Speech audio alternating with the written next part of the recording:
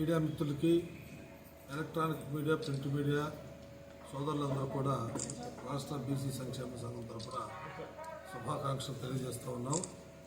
ఈరోజు రాయలసీమ పర్యటనలో భాగంగా మరి ఇటు నెల్లూరు మా జిల్లా అధ్యక్షుడు పల్మాన శ్రీహరి గారి సారథ్యంలో వివిధ కుల సంఘ నాయకులందరితో కూడా మరి సమావేశాన్ని ఏర్పాటు చేసుకోవటం జరిగింది. ఆ క్రమంలోనే కొన్ని సమస్యల్ని కొన్ని కులాల వారు మా దృష్టికి తీసుకురావటం కూడా జరిగింది. ఏది ఏమైనా ఆ కులాల యొక్క సమస్యల్ని మా చేతనంత వరకు తప్పనిసరిగా పరిష్కరించేటువంటి కార్యక్రమాన్నే మేము తీసుకుంటాం. తప్పనిసరిగా మరి చాలామంది ఉద్యోగస్తుల్లో ప్రమోషన్లో కానీ మరి ఓబీసీలో చేర్చాలని కానీ రకరకాలుగా సమస్యల్ని, అదేవిధంగా గత ప్రభుత్వం భవనానికి మరి ఆ కమ్యూనిటీకి, విశ్వబ్రాహ్మణ కమిటీకి స్థలం కేటాయించడం కానీ ఇవన్నీ కూడా సమస్యల్ని మా దృష్టికి తీసుకురావటం జరిగింది. మా అధ్యక్షులు గారు సారథ్యంలో అవి పరిష్కరించే కార్యక్రమాన్ని తీసుకోవాలి.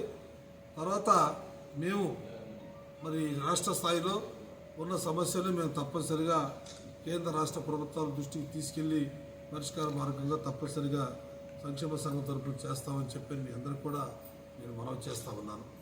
ఈరోజు మరి దేశవ్యాప్తంగా దాదాపు మనకి 90 సంవత్సరాల క్రితం బ్రిటిష్ వాళ్ళు 1931లో ఈ దేశంలో జనగణనతో పాటు కులగణాంకాలు కూడా చేశారు. కులగణాంకాలు చేయటానికి ఒక ఫార్మేట్ని ఆ రోజు బ్రిటిష్ వాళ్ళు పెట్టారు. ఆ కాలంలో కూడా ఓబీసీ కాలాన్ని కూడా పెట్టి జాతీయ స్థాయిలో కూడా ఆ రోజున జనగణనతో పాటు కులగణాంకాలు కూడా చేశారు. జనగణన అంటే ప్రతి 10 సంవత్సరాలు కూడా ఎస్సీ ఎస్టీ సోదరులకి జనగణనతో పాటు కులగణన చేసేవారు.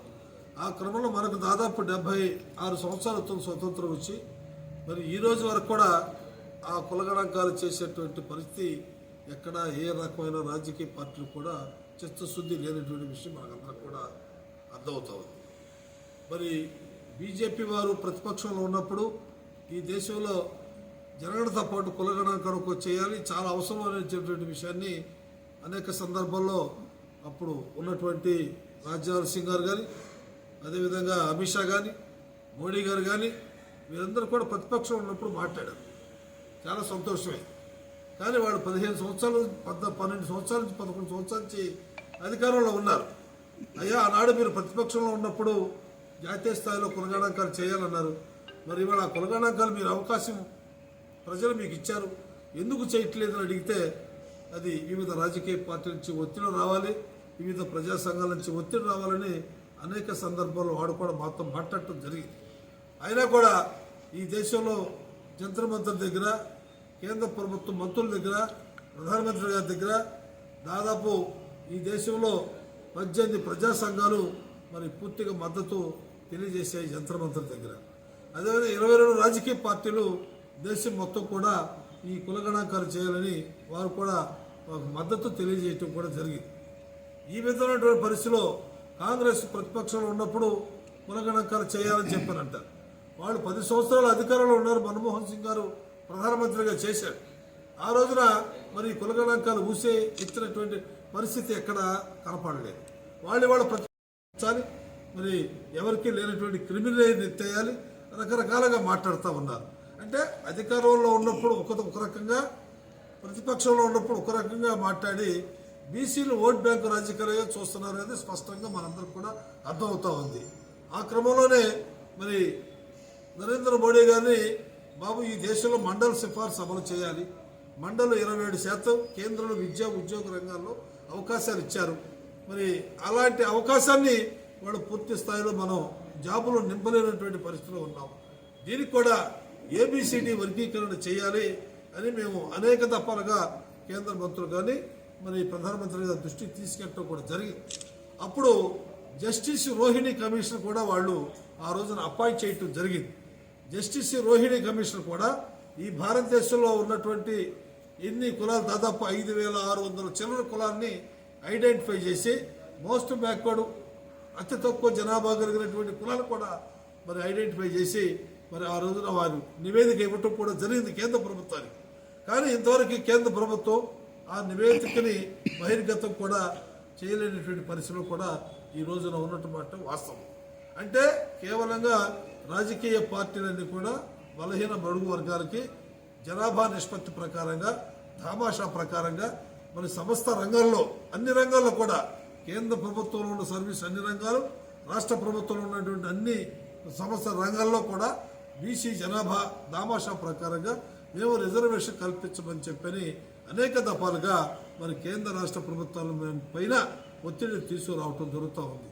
కానీ మరి కేంద్ర ప్రభుత్వం ఇంతవరకు కూడా నిమ్మకు నీరెత్తినట్టుగా వ్యవహరిస్తూ ఉంది. మరి ప్రతిపక్షాలు ఘోషిస్తూ ఉన్నాయి, ప్రజా సంఘాలు ఘోషిస్తూ ఉన్నాయి. కనీసం ఈ రోజు వరకు కూడా ఈ కుల గణాంకాలు చేయాలి అని చెప్పినటువంటి ఆలోచన రాకపోవటం అనేది మరి చాలా దురదృష్టకరమైనటువంటి సంఘటన. దాంతోపాటు ఆర్ఎస్ఎస్ వారు కూడా ఇటీవల మరి కొన్ని పత్రిక ఆర్ఎస్ఎస్ వారు కూడా చెప్పారు. ఇన్ని చేస్తున్నా కూడా కేంద్ర ప్రభుత్వం ఎందుకు మరి వ్యవహరిస్తూ ఉన్నది మాకైతే అర్థం కావటం లేదు.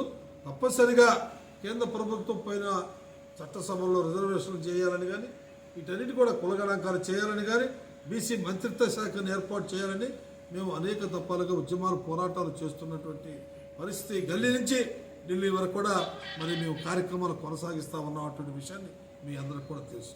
అదేవిధంగా రాష్ట్ర ప్రభుత్వం కూడా గతంలో ప్రతిపక్షంలో ఉన్నటువంటి మరి చంద్రబాబు నాయుడు గారు కూడా అనేక హామీలు ఇచ్చారు. అనేక హామీలు ఇచ్చి సూపర్ 6 అని కూడా హామీలు ఇచ్చారు. అదేమని వాళ్ళ అవన్నీ కూడా అమలు చేయాలంటే ఖజానాల్లో మొత్తం అన్నీ అయిపోయినాయి, గల్లా పెట్టి ఖాళీ అయిపోయింది. మరి క్రమేణా నిదానంగా చూసి ఒక్కొక్కటి చేస్తామని చెప్పని వారు చంద్రబాబు నాయుడు గారు కూడా మాట ఇవ్వటం జరిగింది. మేము త్వరితగతగా ఈ యొక్క బలహీన వర్గాల సంక్షేమ పథకాల్లో ఎక్కడ ఏ విధంగా డబ్బులు ఉన్నా లేకపోయినా కూడా వాళ్ళ యొక్క సంక్షేమ పథకాలు ఎక్కడ ఆగకూడదు అనేది మేము దీని మీద ప్రధానమైనటువంటి డిమాండ్ కూడా మేము చేస్తూ ఉన్నాం. అదేవిధంగా మరి ఆ రోజున ముఖ్యమంత్రి గారిని మేము కలిసాం. మొట్టమొదటిలో ఈ రాష్ట్రంలో విడిపోయిన తర్వాత సివిల్స్ కోచింగ్ సెంటర్ని ఏర్పాటు చేయాలి ఈ దేశంలో ఈ రాష్ట్రంలో. మరి గతంలో మీరున్నప్పుడు కానీ జగన్మోహన్ రెడ్డి గారు ఉన్నప్పుడు కానీ సివిల్స్ కోచింగ్ సెంటర్ గురించి ఎవరు ప్రస్తావన తీసుకురాలి. అప్పుడు మేము అడిగిన వెంటనే మరి ఈ రోజున సివిల్స్ కోచింగ్ సెంటర్ని అమరావతిలో ఏర్పాటు చేయటం కూడా జరిగింది. అదేవిధంగా డిఎస్సిలో మరి అన్ని జిల్లాల్లో కూడా పెట్టాలి. దూర ప్రాంతాల నుంచి విద్యార్థులు చదువుకోవడానికి చాలా ఇబ్బందిగా ఉంటుందంటే మరి ఆ రోజున డిఎస్సి కోచింగ్ సెంటర్ అన్ని జిల్లాల్లో కూడా ఏర్పాటు చేశారు. మేము అడిగిన వెంటనే తప్పనిసరిగా మీ కోరికలు సమంజసమని అనేటువంటి ఆలోచనతో వారు ఆమోదించడం కూడా జరిగింది. ఇదే విధంగా మరి గతంలో అంబేద్కర్ స్తుతివనాన్ని నిర్మాణం చేసి ఏర్పాటు చేయమని చెప్పి రాష్ట్ర ప్రభుత్వాన్ని కూడా మేము కోరటం జరిగింది. గతంలో 34% రిజర్వేషన్ ఉంటే స్థానిక సంస్థల్లో మరి 22% కుదించడం జరిగింది. ఇది ఎందుకు జరిగింది, ఏం జరిగిందంటే మరి కేవలంగా కుల గణాంకాలు లేకపోవటం వల్ల. చంద్రబాబు నాయుడు గారు కూడా మరి గతంలో జగన్మోహన్ రెడ్డి గారు కుల గణాంకాలు చేశారని చెప్పారు. మరి ఆ నివేదికను ఇంతవరకు కూడా మరి గత ప్రభుత్వం కూడా బయట పెట్టే కూటమిని మేము ప్రధానమైనటువంటి డిమాండ్ చేస్తూ ఉన్నాం. అయ్యా, ఈ కుల గణాంకాలు చాలా పారదర్శకంగా మరి శాస్త్రీయంగా కుల గణాంకాలు చేయాలి. ఈ రాష్ట్రంలో జనాభా దామాషా ప్రకారంగా స్థానిక సమస్యల్లో రిజర్వేషన్ కల్పించాలని మేము ప్రధానమైనటువంటి డిమాండ్ కూడా చేస్తూ ఉన్నాం. అదేవిధంగా బీసీలకి రక్షణ చట్టం, ఎస్సీ సోదరులకి మరి ఏదైతే అట్రాసిటీ ఏర్పాటు చేశారో అదేవిధంగా బీసీలు కూడా ఆ విధమైనటువంటి బలమైనటువంటి మరి చట్టాలను చేయాలని చెప్పని కూడా మేము ప్రధానమైనటువంటి మరి గతంలో వాళ్ళు ఇచ్చినటువంటి హామీలే మేము ఇవాళ కొత్తగా కోరట్లా, గతంలో ఇచ్చినటువంటి హామీలే త్వరితగతంగా నెరవేర్చాలని చెప్పని బీసీ రక్షణ చట్టం, స్థానిక సంస్థల్లో జనాభా దామాషా ప్రకారంగా రిజర్వేషన్ కల్పించడం మరి ఇవన్నీ కూడా మరి ప్రభుత్వం పారదర్శకంగా చేయాలని చెప్పని మేము ప్రధానమైనటువంటి డిమాండ్ చేస్తూ ఉన్నాం. మరి అదేవిధంగా రేపు తిరుపతిలో కూడా జూన్ 6వ తారీఖున ఒక గొప్ప బహిరంగ సభను కూడా ఏర్పాటు చేస్తూ ఉన్నాం. బీసీల ఆత్మగౌరవ సభలని మరి రాష్ట్రం మొత్తం కూడా ఆ రోజున అక్కడ కేంద్రీకృతమై మరి రాష్ట్రంలో ఉన్నటువంటి మంత్రులు కూడా ఆ రోజున ఆహ్వానిస్తాం. మా యొక్క మరి సమావేశంలో మాకు ఉన్నటువంటి ఇబ్బందుల్ని మరి మీరు ఇచ్చినటువంటి హామీల్ని మేము ప్రజల సమక్షంలో మిమ్మల్ని అడిగి మా సమస్యల పరిష్కార మార్గానికి మీరు చొరవ చూపాలని చెప్పని మరి ఆ సభను కూడా విజయవంతం చేయాలని చెప్పని మరి ప్రార్థిస్తూ మీడియా మిత్రులందరూ కూడా మాకు సహాయ సహకారాలు అందించాలని చెప్పి కూడా మనస్ఫూర్తిగా కోరుకుంటూ సెలవు తీసుకుంటున్నాను. జై హింద్, జై. బీసీ సంక్షేమ సంఘం అధ్యక్షుడిని మాట్లాడుతున్నాను. నేను ఓన్లీ ఒక 2 పాయింట్స్ మాత్రమే చెప్తాను. బీసీలు ఆర్థికంగా ఎదగాలి అంటే ఎన్ని రాయితీలు ఏమేమి ఇచ్చినా కూడా ఎదిగేటువంటి అవకాశం చాలా తక్కువ. దానికి మన ప్రభుత్వం ఆర్థికంగా ఎదిగేదానికి కాంట్రాక్ట్స్లో డిపార్ట్మెంట్లో జరిగేటువంటి ఆల్ కాంట్రాక్ట్ వర్క్స్లో బేస్డ్ ఆన్ బీసీ పాపులేషన్ కానీ ఎస్సీ ఎస్టీ పాపులేషన్ ప్రకారంగా reservation not in the sense of reservation అంటలేదు, బేస్డ్ ఆన్ పాపులేషన్ వాళ్ళు ఆర్థికంగా ఎదగాలంటే అన్ని కాంట్రాక్ట్ వర్క్స్లో వాళ్ళకి పార్టిసిపేషన్కి మీరు అవకాశం ఇవ్వాలి. అప్పుడు మాత్రమే బీసీ ఎస్సీ ఎస్టీలు ఎదుగుతారు. నంబర్ 2, నామినేటెడ్ పోస్టులు చాలా వరకు ఫిల్ చేయకుండా ఉన్నాయి. ఆల్రెడీ 1 year అయిపోయింది. అట్లీస్ట్ ఈ 1 yearలో ఆ నామినేటెడ్ పోస్టులు చేసుంటే అట్లీస్ట్ కొంతమంది అయినా కూడా సాటిస్ఫై ఉండేవాళ్ళు. మరి ఎందుకు డ్రాగ్ చేస్తున్నారో అర్థం కావట్లేదు. ఇది కూడా బేస్డ్ ఆన్ పాపులేషన్ ప్రకారంగా నామినేటెడ్ పోస్టులు ఇవ్వాలనేది మా డిమాండ్. తర్వాత వచ్చి మనం ప్రైవేటైజేషన్లో మనం చూసినప్పుడు అంతా కాంట్రాక్ట్ లేబర్ని ఎక్కువగా తీసుకోవడం జరుగుతూ ఉంది. కాబట్టి ఈ కాంట్రాక్ట్ లేబర్లో ఎక్కువ మంది మేము మాకున్న డేటా ప్రకారంగా చూస్తే 70% బీసీస్, 20% ఎస్సీస్, ఎస్టీస్ ఒక 5%, there are no OCs at all. So దీనికంతా కారణం యాక్చువల్గా ఏంటంటే ఎక్కడైతే నలపాలో ఎక్కడైతే పిండి చేస్తున్నారో ఆడంతా కూడా బీసీ ఎస్సీ ఎస్టీలే ఉంటున్నారు. కాబట్టి వీటన్నిటిని దృష్టిలో పెట్టుకొని ఆర్థికంగా ఎదిగేదానికి కాంట్రాక్ట్స్లో రిజర్వేషన్ తీసుకురావాలని నేను కోరుకుంటున్నాను. Thank you. అందరికీ నమస్కారం.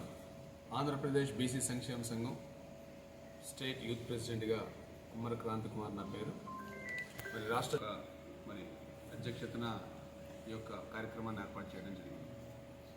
గత 5 రోజుల నుంచి కూడా రాయలసీమ పర్యటనని కడప, అనంతపూర్, ధర్మవరం, అదేవిధంగా మరి తిరుపతి, ఈరోజు నెల్లూరు చాలా స్పష్టంగా మా రాష్ట్ర అధ్యక్షులు వారు తెలియజేశారు.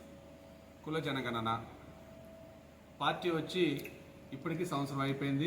కుల జనగణన మీద ఇంకా కమిటీలు వేస్తానని తెలియజేస్తూనే ఉంది. కేంద్ర ప్రభుత్వం ఏం చెప్తుంది? రాష్ట్రాలకు హక్కులు ఇచ్చాం, రాష్ట్రంలో కుల జనగణన చేసి పంపించమని చెప్తుంది. మేమేమో ఇక్కడ తీర్మానం చేసాం, పంపించామనే ప్రభుత్వాలు తెలియజేస్తున్నాయి. గత ప్రభుత్వం వైసీపీ 5 సంవత్సరాలు అంతే తాస్తారం చేస్తా లాస్ట్లో మేము కుల జనగణన చేసాం, కానీ బయట పెట్టలేదు. అదేవిధంగా ఇప్పుడున్న ప్రభుత్వం, మరి ప్రభుత్వాలు మారిన ఒక నివేదిక అనేది చాలా స్పష్టంగా మరి ప్రభుత్వం దగ్గర ఉంటుంది. కానీ ఇప్పటి వరకు కులాల వారీగా మరి జనగణన చేయటం కానీ, కులాల వారీగా చేయటం కానీ ఎక్కడ కూడా బయటికి తీసుకురావడం ఏంటనేది ఇప్పటికీ ప్రజల్లో ఒక ఆలోచన విధానంలో మాకైతే అర్థం కావట్లేదు. ఎందుకంటే ప్రభుత్వాలు మారుతానే ఉన్నాయి, కానీ ఈ అంశం మీద ఒక స్పష్టత ఎందుకని ప్రభుత్వాలు ఇవ్వవు అనడానికి చాలా స్పష్టంగా వాళ్ళకి ఓటు రాజకీయం తప్పితే వీరి భవిష్యత్ గురించి ఎటువంటి ఆలోచన లేదు, వీరి యొక్క ఎదుగుదల ఎటువంటి ఆలోచన లేదు అనే దాని మీద ఒక స్పష్టత ఉందని చాలా క్లియర్గా అర్థమవుతుంది. ఎందుకంటే ఇప్పుడు తెలంగాణలో 56% అని చాలా స్పష్టంగా రేవంత్ రెడ్డి గారు చెప్పి పంపించిన తర్వాత ఈరోజు కేంద్ర ప్రభుత్వం ఆమోదం తెలపడానికి మతాలని తీసుకొచ్చి అడ్డు పెడతా ఉంది రిజర్వేషన్లో. అదేవిధంగా ఈరోజు ఈ రాష్ట్రంలో మరి ముఖ్యంగా చాలా స్పష్టంగా తెలియజేస్తూ ఉన్నాం. బీసీ చట్టం అన్నారు, సంవత్సరం అయిపోయింది. అత్యధికంగా ఎస్సీ ఎస్టీ కేసులు బీసీల మీద ఉన్నాయని చాలా స్పష్టంగా తెలిసిన నిజం. ఈరోజు మనం లెక్కలు తీద్దాం. ఏ స్టేషన్లో ఎన్నెన్ని కేసులు ఉన్నాయి, ఎస్సీ ఎస్టీ కేసులు అత్యధికంగా ఎవరిపైన ఉన్నాయనే దాని మీద ఒక లెక్కలు తీస్తే అత్యధికంగా ఈ రాష్ట్రంలో బీసీల మీదే ఆ కేసులు ఉంటాయి. మరి చట్టం తీసుకొస్తానన్న ప్రభుత్వం ఇంకొక కమిటీ వేసాం, ఆ కమిటీని తీసుకెళ్లి చెత్త కుప్పలో వేసాం అంతే. ప్రతి ఒక్క పార్టీ వచ్చినప్పుడు చెప్పే భాష ఇదే, ధోరణిదే. కాబట్టి బీసీ ప్రజలందరూ కూడా హెచ్చరిస్తూ ఉన్నా, బీసీ ప్రజాప్రతినిధులు కూడా హెచ్చరిస్తూ ఉన్నా ఏంటంటే ఎమ్మెల్యేలుగా అవటం కాదు, మీరు ఎమ్మెల్యేలు బీసీ కార్డు వేసుకొని అయ్యారు. ఈరోజు ఆంధ్రప్రదేశ్ బీసీ సంక్షేమ సంఘం రాష్ట్ర అధ్యక్షుడు కేశవ్ శంకర్రావు గారు అనేక దఫాల్లో ఈ బీసీ ఎమ్మెల్యేలకి మినిస్టర్లకు కూడా అనేక సందర్భాల్లో తెలియజేయడం జరిగింది.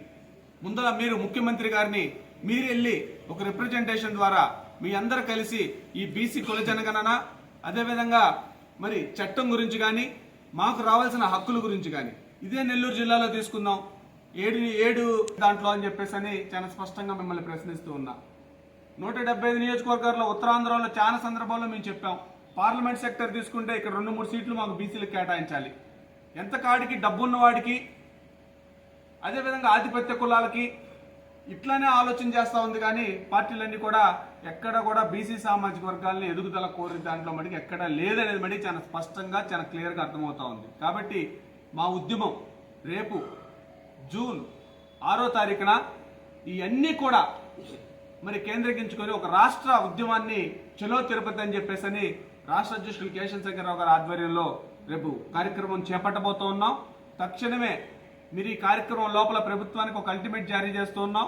తక్షణమే కుల జనగణన మీద అదేవిధంగా బీసీ చట్టాల మీద మా కార్పొరేషన్ల మీద మా నిధుల మీద ఒక క్లారిటీ ఇవ్వాలని చెప్పేసి మీకు ఒక అల్టిమేట్ జారీ చేస్తూ రేపు జూన్ 6వ తారీఖు లోపల మీరు చేపే కార్యక్రమాన్ని సాక్షాత్తు ఏడుకొండల స్వామి దగ్గరే మీరు ఎప్పుడు చూసినా వెళ్ళి సాక్షాత్తు ఏడుకొండల స్వామి దగ్గరే మేము మీకు హామీలు ఇస్తున్నామని చెప్తున్నాం. మిమ్మల్ని మేము కూడా సాక్షాత్తు ఏడుకొండల స్వామి దగ్గరే ఈ అల్టిమేట్ది మీరు నిరూపించుకుంటారు లేదనేది కూడా మీకు ఒక అల్టిమేట్ జారీ చేస్తామని చెప్పి తెలియజేస్తాం.